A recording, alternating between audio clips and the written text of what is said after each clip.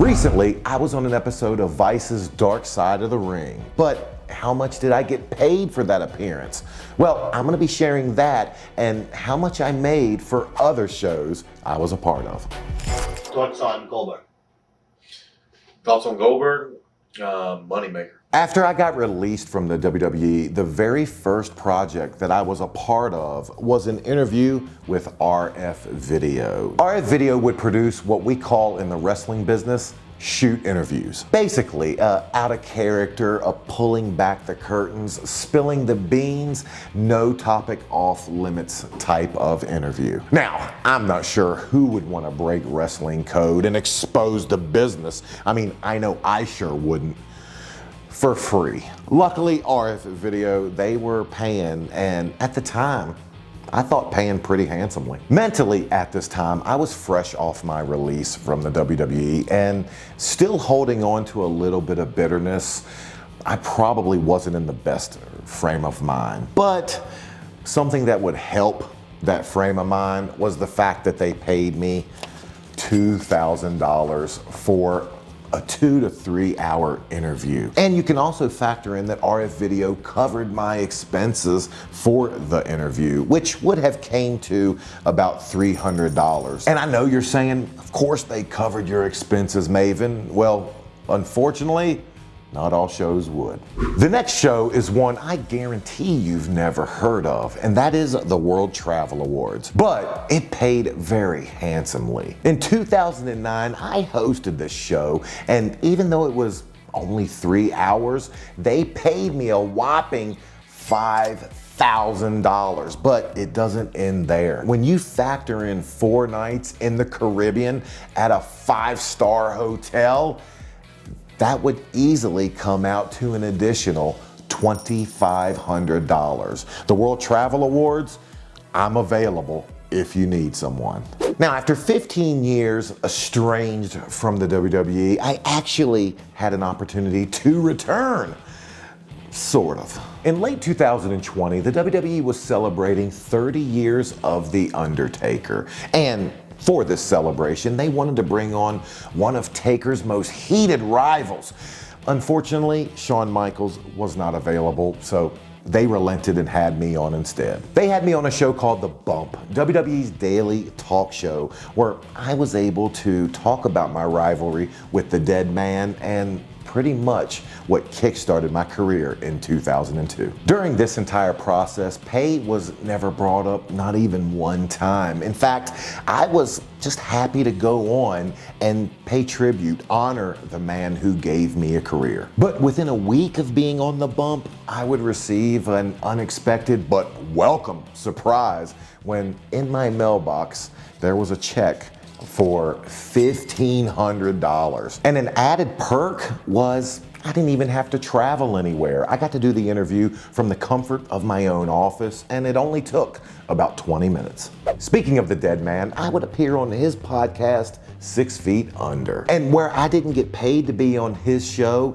he didn't charge me to come on mine. And truth be told, the amount of respect I have for Taker, hell, I would have paid to have been on his show just to thank him for everything he has done for my career. And unlike the other shows, which are just a one-time payoff, the fact of the matter is I'm still making money off that Taker video to this day.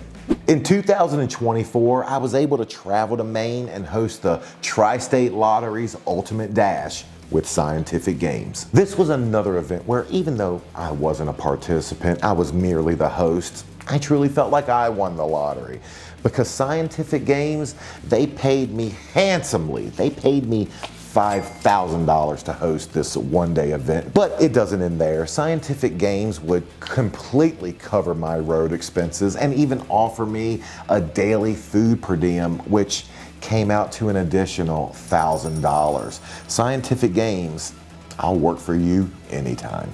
In 2024, I was asked to appear on Business Insider's YouTube show, Authorized Account. And unlike all the other shows I've talked about, I actually had to pay to be on this show. But let me explain. Now, this was a freebie. I did not get paid a dime, but The truth is, I was happy to be on Insider. Why? Because I wanted to reach an audience that might not be familiar with my work. So why did I have to pay? Well, the show is actually filmed in the heart of New York's financial district, and anyone who has traveled into the city knows that no one gets into New York for free. First, I had to pay a toll to get into the city from my house for that whopping 8-mile drive, and that toll came out to $17. But if you've ever driven into New York, you know it does not stop there. After you get into the city, you have to park, and that's where they really get you. To park my truck that day, it cost me $60. So to be on the Business Insider, I was out $77. $77 they would not reimburse me for, but to me, $77 well spent, because as it stands, that video has about 1.5 million views. I would say it was a win-win.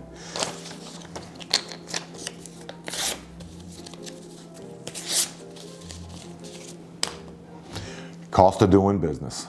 Speaking of New York, another show I filmed in the heart of the city was Pier's Morgan Uncensored. In addition to Pier's mispronouncing my name, Marvin Hoffman is a former WWE star. Okay, Marvin, you were sacked by Vince McMahon. I too had to pay to be on Uncensored. However, they gave me the choice to film in the comfort of my own home, but that was not the look, the respect I wanted to show his audience. So I had to travel to Fox Studios in the heart of Manhattan, and that again would cost me another $77. $17 for toll, $60 to park. But I was happy to do it and happy to get the exposure.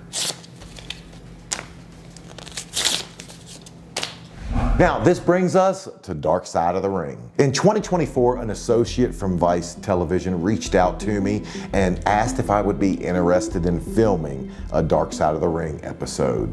Once I heard it wasn't about me, and I heard it would be about Muhammad Hassan and his whirlwind WWE career, I happily agreed, knowing how great of a guy Mark is. Now, the contract I had to sign was by far the most extensive to date, and that was due to the confidentiality of the project. I was not allowed to tell anyone anything about that day, including the fact that we were filming an episode on Muhammad Hassan, or share any pictures or videos, and I had to agree not to talk about anything discussed during that entire filming session. The people at Vice TV were very serious about keeping their project hush-hush and completely under wraps. But how much did I get paid? Well, it was a good day. $2,500 to do the Vice episode, and I didn't even have to pay for parking. They had parking waiting for me when I arrived. But how much did I get paid for Tough Enough?